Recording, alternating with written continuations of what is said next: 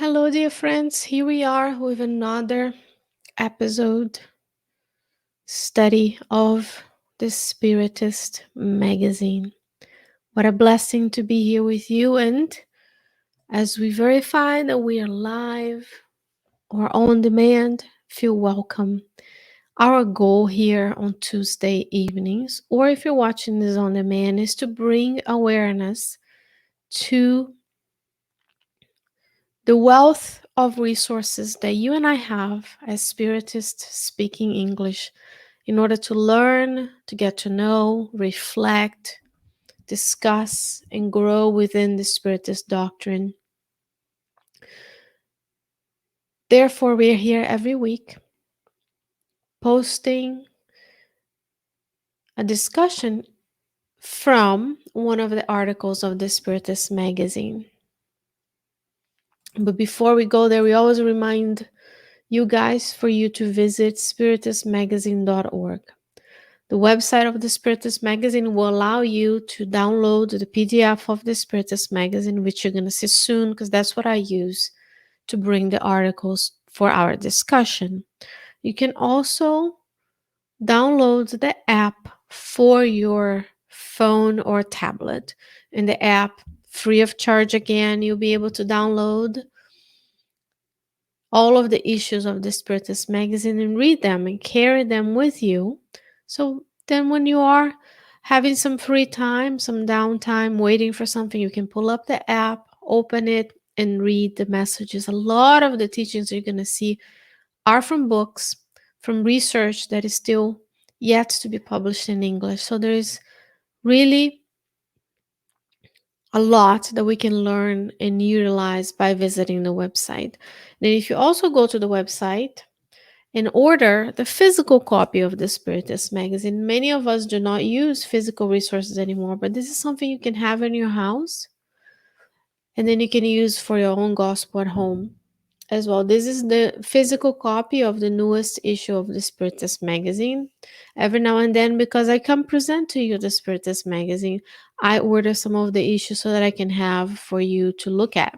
And today's article is titled Adversaries, and it's written by the Spirit Joanna de Angelis through the mediumship of Francisco Cândido Xavier. And friends, this is all of the magazine in the written form is brought to you by MagCloud, which is the partner, and we don't make any money off of it. It's just the cost of printing and the quality that goes into the work that goes in behind the scenes for you and I to have these teachings. It's no joke. It's a lot of good work, and it's on par with many of the magazines that you find anywhere in this world. We also have content for children. So this is for old, young, I should say new in the body or older in the body, because we're all immortal spirits. We have millennia behind us. But this is a beautiful way for you to find the resources for you to use it with your children, young adults. We have issues dedicated to them. We also have poetry, music, reflection, scientific research as well. I keep my copy here because I made notes for us to discuss. All of these free of charge under the guidance of the good spirits. Go back to the playlist and watch the program we had with the editor-in-chief, Vanessa Anceloni, last week, and you're going to see the whole behind the scenes, the history of the Spiritist magazine, 13 years of continuous publication. And there's no better time on the earth for us to deepen our understanding and our knowledge of the Spiritist teachings today. This is the article we're going to talk about today. If you were to download the PDF of the Spiritist magazine to your computer, this is what you would see.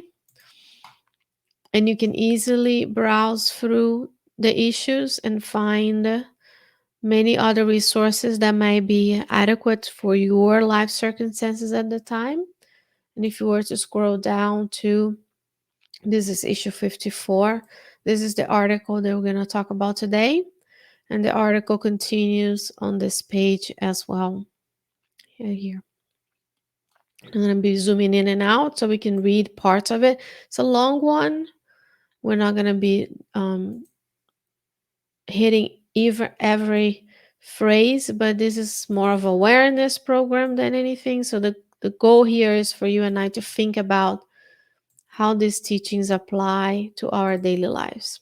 So the title is Adversaries. It's from the book After the Storm, which I believe is still out of print. That's what it says on the bottom. By the Spirit Joanna de Angelis through the mediumship of from the mediumship of Divaldo Pereira Franco. Now, what are adversaries? What do you consider an adversary to your precepts on this planet? Are you someone else's adversary? Hmm? Just the title. The good spirits, as you know, are very concise and precise, and they hit right on the spot. Are we creating adversaries in this lifetime? Are we living with adversaries from previous lives in our lives? We'll see. What is your role when you think about the word adversary? How does it make you feel?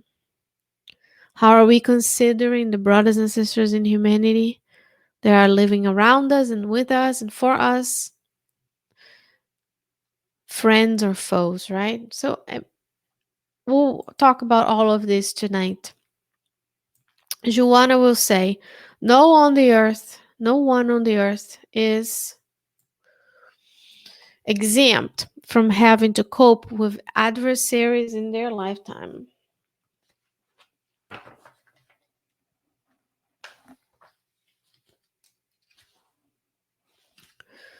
She says, they cross the paths of every person, scrutinizing imperfections and making demands.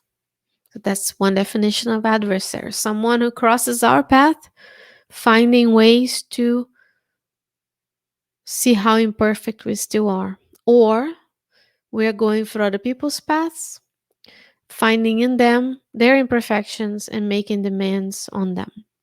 It says, possessed by villainous feelings, they crave fault finding and are never satisfied. Do we go about our days finding fault in others and never satisfied, never considering that they are where they need to be and they're doing the best they can? I'm always going to flip this because it's easy for us to say they are finding fault on me, but am I going around? Because that's the thing I can control, is how I am doing and what I'm doing, how I'm feeling. Are we going around scrutinizing people instead of seeing the good, molding the good, visualizing the good? As Emmanuel says, are we going around finding fault in others? And then she will go about and give us many examples of how these people might find themselves in our lives or how we are going about and being in other people's lives. So some of them disguise with a smile the feelings of animosity which torment them. When taking part in recreational gatherings, they are annoyed and depressed, which keeps them busy devising well-planned schemes or impulsive acts and sudden retaliations of an idiosyncrasy they cannot control. So maybe we go a place, instead of enjoying the moment, we are there annoyed by the people around us and what they're doing. They're not doing the way we want, and then we are disguising our feelings of animosity towards others with a smile. It says most of them do not even know the reason why they become adversaries, if a reason could ever justify unfriendly attitudes. How many times we find ourselves on the earth finding someone who we don't have friendship feelings towards, we're not warm towards, but we don't even know why we consider them adversaries. Or we've considered them adversaries from decades, from our childhood, from something that they said or done, or we perceive they said or done, and we don't even considered reconciling that, reestablishing that relationship. Sometimes we don't even know. And she says they are simply victims of lower feelings, intoxicated by the vapors of sickly mental fixations. in which they presume to be emotionally accomplished. And aside here, so when we have sickly mental fixations, when we are focusing on something that is not healthy, focusing on the imperfections of others, focus on the lack of what is lacking instead of being grateful for what we have, when we sickly have mental fixations of unwell wishes towards others, we wish them to fail or not do well, and we're not nourishing the best in them. Those sickly mental fixations have vapors that intoxicate us and others around us. So when we are in a place and we're fixated on what's missing, what is lacking, what is not done the way we want, we have these vapors. And then we are victims of our own lower feelings. Have you thought about it? Have you been in the presence of someone who is emanating those vapors? Just because we don't know it exists, it doesn't mean we're not affected by them. They're going about our day without even knowing of Spiritism. And yet they are emanating those vapors. And they become victim of those lower feelings, those vapors intoxicate, and ultimately they can cause disease as well. And she's going to say here, and then there are some who are unwilling to offer the fair and valuable share of the sacrifices that others do in their daily struggles. We see what could be done, but we're unable to do our part. Yeah, the group is not doing well, but what am I doing to help that group on their study? They're not studying the gospel the way I would, but I'm unwilling to volunteer an hour a week to run the studies, right? So, and then we proceed to jealousy, to aversion, become true censors and persecutors of others. Now, instead of blaming the spirit companions we have as persecuting us, we are persecuting others. It's always about how these teachings apply to our daily lives.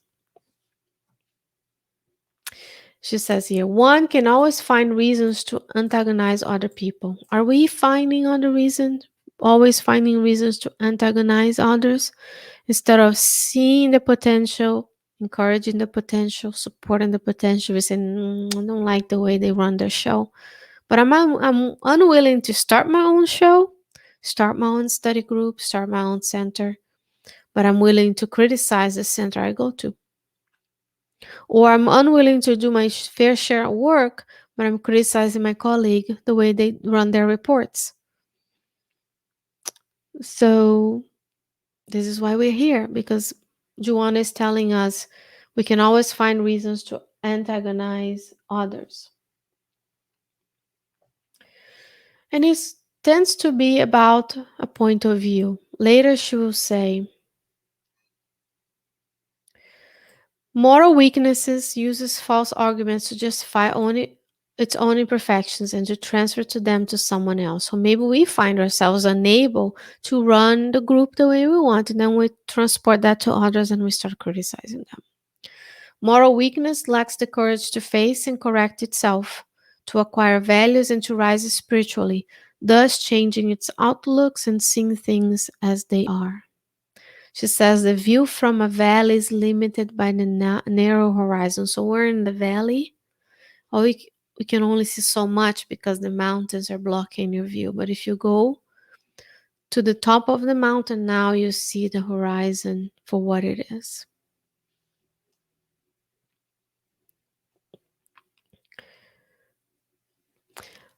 And I'm only going to go through part of it because I want you to go and study this chapter on your own at home. And then she's saying here, they abound everywhere.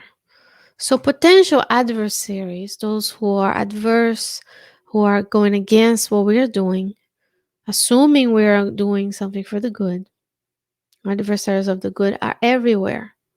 You run into them on the earth in the physical form, as well as beyond it in spirit.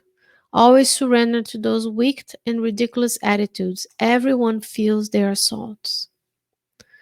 And even if you think about when you are in the spiritual realm, you're less constrained by the presence of the physical body. Then they can be even greater adversaries because they can travel to and from, causing trouble without having to actually do what we need to do. When we want to antagonize someone, we have to drive to the Spiritist center or to the mediumistic, or log on Zoom, have a computer. The spirits can just be there with us.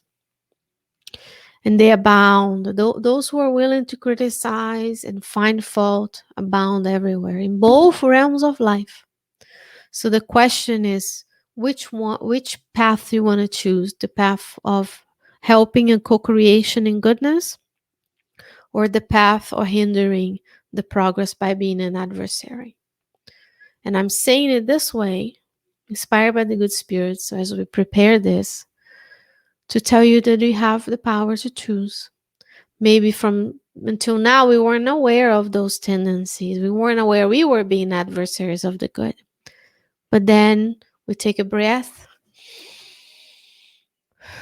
and we realize, okay, yes, I guess I was criticizing. I was doing this and the other. Now, today, I commit to be better, to co-creating goodness. And then when I hear a comment, a criticism, I shut it down right there. When I start thinking, I wouldn't run that Spiritist magazine program the way she does. And then she's like, okay, maybe I'll volunteer.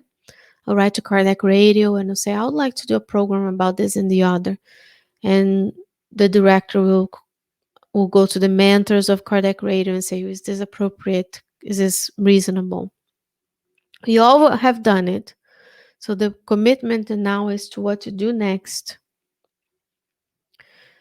But even something that sounds negative, there's a positive side to everything, she says. However, if you make good use of them, they turn out to be indirectly beneficial. So something can have a benefit even if indirectly. Unknowingly, they will help you discover the moral weakness in yourself that you must correct. So do you find yourself being criticized? Do you find yourself someone who annoys you, who always finding fault on what you're doing? Maybe there is a moral weakness there you need to correct. So they can be instruments of your growth as you reflect. Do I really? Am I always really late? Am I always not doing the best report I can? Am I always yelling at my children? Am I always angry at the traffic light when it turns yellow and I speed, or I'm tailgating someone because I'm late? So there are things we can work on, that if we take up the criticisms that people are doing, we can really do self-renewal and evaluation and be like, okay, I didn't do this well as I could. What else could I do? Is there really a reason, a true reason why this person is criticizing me?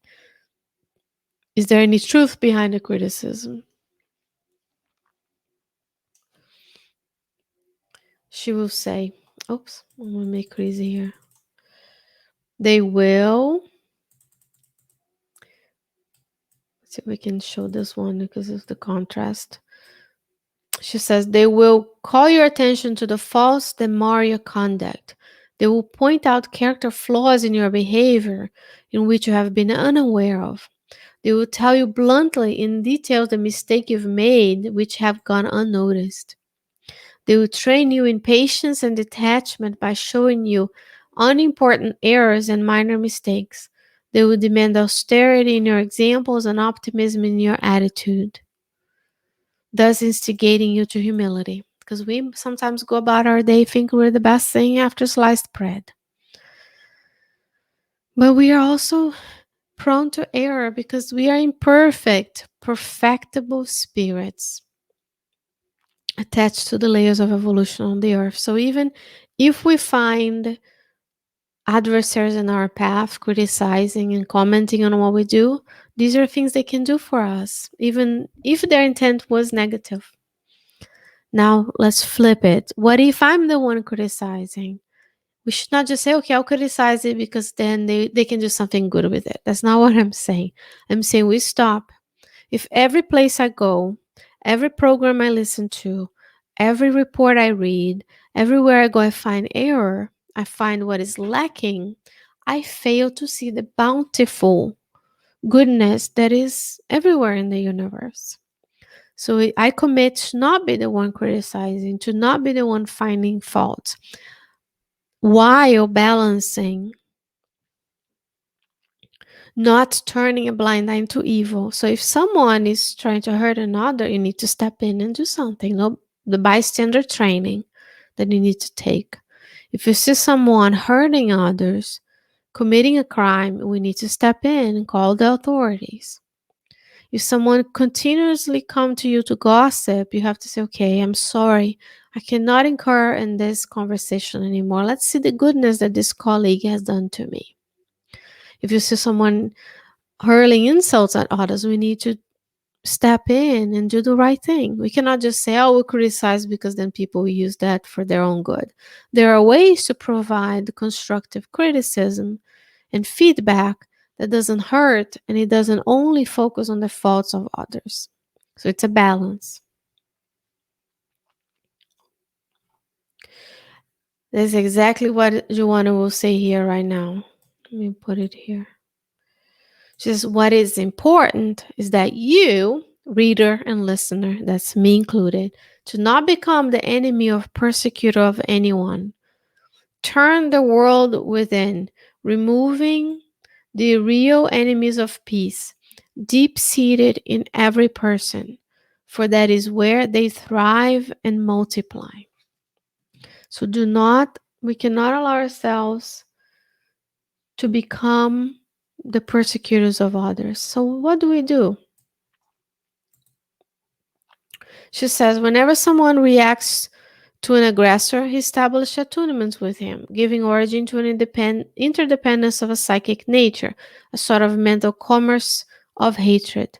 The result of such exchange is detrimental subjugation of both parties. So when we join in the criticism on the fault, and we react to it in a negative manner, we are interdependent with those folks. So we need to stop that. She says, without a doubt, the effort and resistance needed must be continuous. It happens all the time. We're thinking beings. We think continuously all the time. For adversaries are born and reborn and easily multiplying the lower levels of the soul. So we have the ability to be born and reborn as adversary of someone. Therefore, she says, let me see if I can put it bigger and nicer here for you. The Lord has advised what? Prayer and watchfulness, so that human being may overcome temptation. When was the last time you prayed today? When was the last time you stopped to be mindful of now? What am I doing now? Am I here listening and trying to learn? Or am I here complimenting the way people look or sound? Am I thinking about the better ways I would say the same thing? Or am I actually saying, okay, God allowed me to be here listening about adversaries. Today, did I act in an adversarial way towards anybody? Did I criticize? Was I impatient? Did I have those sickly mental fixations? Did I wish someone unwell? It's always about how can these teachings help us grow? And then pray. Because when we pray, we allow the connection with the good spirits. We can talk directly to God without intermediaries. That's the beauty of Spiritism. We can pray to God every day. And watchfulness means I'm mindful of how am I feeling. Am I feeling anxious, exhausted, fearful? Am I transmitting that to others? Did I pick it up when talking to a friend? Am I gossiping with the other one? Am I criticizing with the other one? Or am I co-creating in goodness? Am I choosing to have that evil path stop within me and seek the good? Or am I continue? So when we pray, the obstacles aren't going to go away. The moment she said in the beginning, the presence abound, adversaries abound. There's always going to be someone who finds flaws in what we do, because we are not a superior spirit. We're not Christ-like yet. Therefore, we are prone to errors. So there's always going to be someone who's going to find those errors and difficulties. But when we pray, the good spirits can come and give us the inspiration on what to say, how to do, how to look at them, how to smile. Sometimes silence is the best remedy. It just says, in such continuous struggles, there will be many heartaches, which ultimately bring total health, joy. Look at the beautiful graphics here of this magazine. And peace. To enjoy these, make an effort to discipline your character by acquiring healthy habits and performing noble acts. By being an example of faith, love, and charity, you will gradually transform those enemies who gave you trouble into helpers of your progress, perhaps real brothers and sisters and fellow workers. This will do if you will decide not to return evil for evil, either in deeds or in thought. By loving them and seeing in them friends who are actually sick and in need of your help for your happiness and theirs. Love your enemies, right? Love God, love your enemies. And this is from the book After the Storm by Joanna de Angelis by Liao publisher. This book is currently out of print. And that's why we're bringing this to you. So that each and every day in this life, we can think about the role we are playing in other people's lives, in our lives. And if and when we become adversaries, we can switch.